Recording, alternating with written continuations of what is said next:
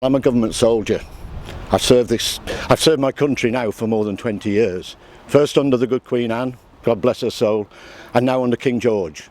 I fought in the Low Countries in Germany with the wonderful general, the Duke of Marlborough. I fought at Blenheim, I fought at Oudenarde, and I fought at Ramillies. And at Oudenarde I took a French bullet in my leg.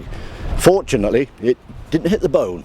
So, although I have a little bit of problem with it, it was but a fresh wound, and now I'm fully recovered. And now I serve my king once again.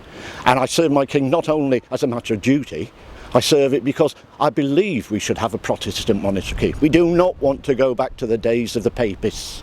And we must repel these Jacobites before they do the damage that they threaten at the moment. We're fighting for the supremacy of the Protestant religion, which King Henry brought in many, many years ago. And it is the correct religion for this country. And we do not want to be ruled by a pope in far-off countries, in far-off Rome. We fought hard for this over many years, and we're going to carry on fighting for it. We were regular troops. We were the only regular foot soldiers in the town at that time. And we knew down at Church Street there was a Jacobite barricade. We thought easy. It would be simple. We would take it because we were regulars, we were skilled troops, they were a rabble. But when we went in there, we hadn't predicted that they were housed in the buildings on each side, and they were firing at us from each side. And I'm sad to say we lost a good 90 casualties, and many of them were good friends of mine who'd fought with me in the Low Countries.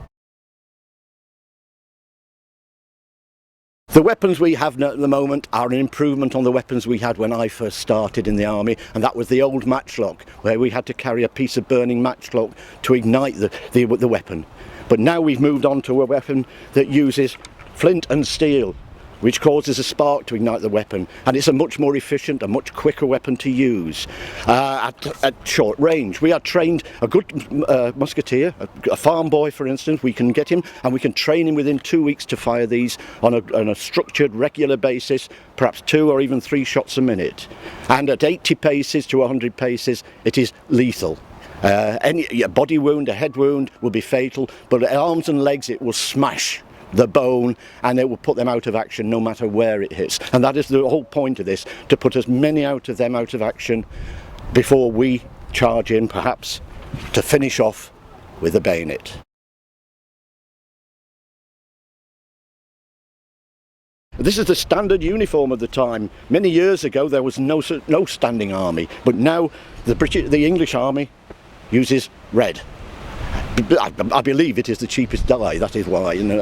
I'm sure they go for costing. And each regiment would have a red coat, but their facings, their cuffs and their linings would be of a different colour. So some regiments would have a blue facing, some would have green, some would have buff or white.